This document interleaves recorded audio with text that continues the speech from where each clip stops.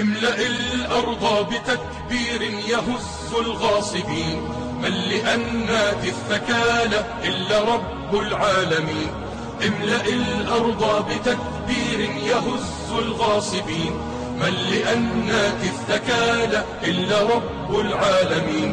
كبروا الله أكبر لا تهابوا الحاقدين، إن في التكبير نصر هذا درب الصالحين.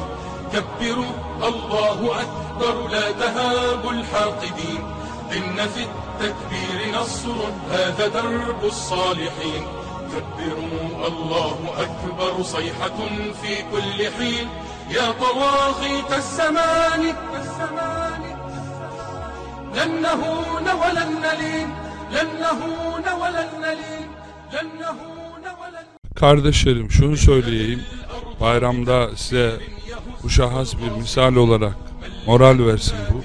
Hristiyanlığı yaşamak için 5000 kilometre, 10.000 kilometre mesafeyi kat edip karşılığında dünyevi hiçbir şey olmadan 20'sinde 18'inde giden gençler görür müsünüz?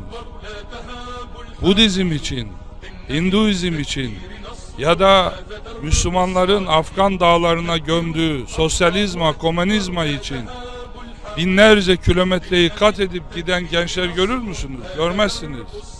Ama burada elhamdülillah bugün annesiyle babasıyla olmayan bu kardeşlerim binlerce kilometreyi kat ettiler. Karşılığında dünyevi hiçbir beklentileri yok. Onlar burada ulûm İslamiye tahsil ediyorlar.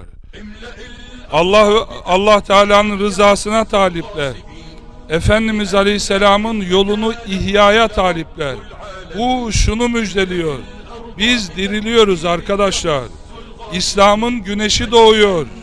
Kudüs'te doğuyor. Doğu Türkistan'da doğuyor. Onun için Müslümanların üzerine geliyorlar. Buradaki kardeşlerime söylüyorum: hiç moralsiz olmayacağız. Biz geliyoruz Allah'ın izniyle. Biz, yani Müslümanlar geliyor. وَسَمَّاكُمُ الْمُسْلِمِينَ. Allah bize Müslümanlar dedi. Biz geliyoruz. Gelecek bizimdir. Gelecek İslam'ındır. Müjdeler olsun Müslümanlara.